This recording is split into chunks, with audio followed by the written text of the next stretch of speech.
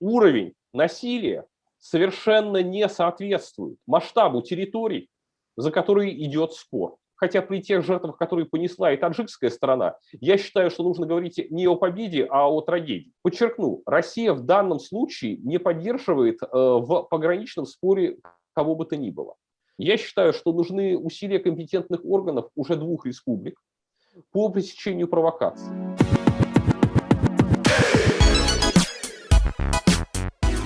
Уровень насилия совершенно не соответствует масштабу территорий, за которые идет спор.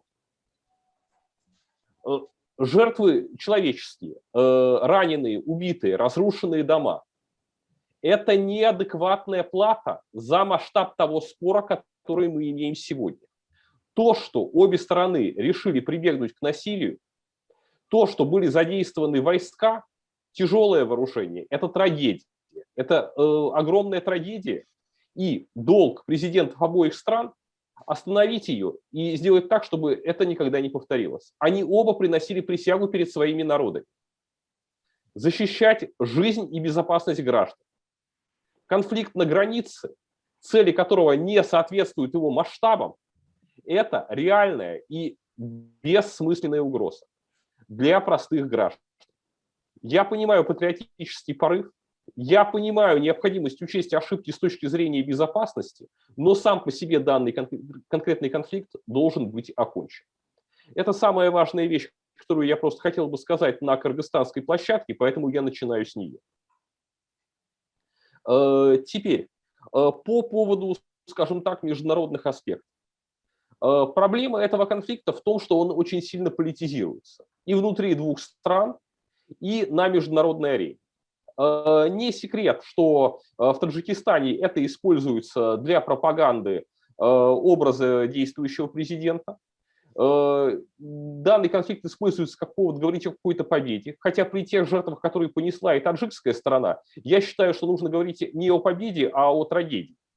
И искать ответственных среди чиновников обеих стран, кто до этого допустил. Прежде всего среди политических работников. В Кыргызстане, наоборот, мы видим другую игру.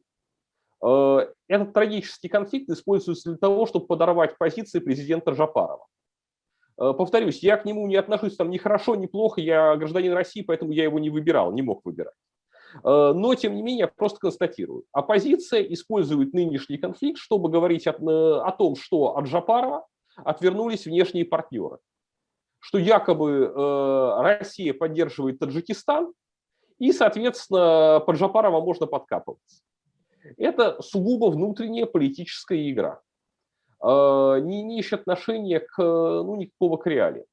Практика показывает, что ОДКБ на текущий момент последовательно и активно добивалась того, чтобы этот конфликт не начался и был прекращен.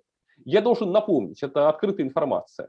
30 апреля, когда шли бои на границе, Станислав Зась, секретарь ОДКБ, звонил председателям Совбеза обеих государств и призывал их остановить насилие. Во многом именно усилия Зася привели к тому, что вооруженное насилие на границе было приостановлено, и стороны перешли к созданию комиссии согласительной по вопросам о демаркации границы. Подчеркну, Россия в данном случае не поддерживает в пограничном споре кого бы то ни было. Я говорю как эксперт, там довольно сложная ситуация, обе стороны апеллируют к документам еще советских времен. Например, Таджикистан всегда ссылается на заключение Генпрокуратуры, по-моему, 1975 года еще советского, и разбираться здесь, что кому принадлежит и как это должно быть организовано, должны квалифицированные юристы с двух сторон. Выработать какую-то схему, чтобы люди там могли жить. Заниматься нормальной хозяйственной деятельностью. Задача пограничников здесь как раз пресекать любые возможности для контрабанды, которые играют весьма опасную роль. Я помню, что в Кыргызстане были демарши против ОДКБ, которые якобы не обеспечивают защиту. Но я должен напомнить, что в данном конкретном случае силовое вмешательство той же самой России никому бы не помогло. Миротворческое вмешательство, как я упомянул, имело место, и, в общем-то, оно оказалось локально эффективным. Вернее, даже не России, структуру ДКБ, скажем так. Россия на текущий момент поставляет военную технику обоим государствам, и Таджикистану, и Кыргызстану. Но это прежде всего не летальные вооружения, они направлены на то, чтобы укрепить оборону границ республик от стран, не являющихся членами ОДКБ. Прежде всего, в случае Таджикистана это граница с Афганистаном. Здесь эта проблема уже упоминалась, там американские войска выходят, война будет только разгораться, и нас ждут довольно большие и существенные риски. Я напомню, что в том числе Кыргызстан получил в прошлом году более 125 единиц военной техники от России на весьма крупную сумму. Так что речь идет именно о равномерном сотрудничестве в военно-технической сфере между странами ОДКБ. Последнее, что я хотел бы упомянуть в своем докладе. Хотя нет, буквально секунду я закруглю просто тему ОДКБ. Здесь поднимался вопрос, обеспечивает ли ОДКБ вообще защиту от внешних угроз. На самом деле обеспечивает.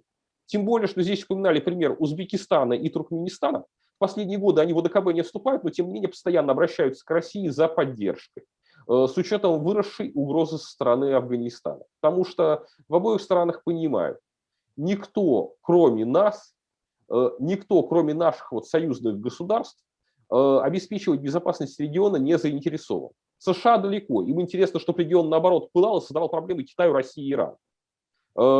Остальные страны во многом просто не имеют ресурсов. Поэтому надежда на партнерство, надежда на коллективную защиту, она имеет свои основания и актуальна для всех государств региона. Наконец, что последнее я хотел бы подчеркнуть, это то, что в случае конфликта на границе нужно принимать меры уже сейчас и для его политического урегулирования, и для неповторения. В своих интервью я многократно озвучивал. Если стороны боятся провокаций, вполне возможный вариант размещения миссий наблюдателей ОДКБ. Например, там представителей России или использование там спутниковой системы ГЛОНАСС, как здесь звучало. Если стороны согласятся на такой вариант, это вполне возможная схема предотвращения любых провокаций на границе.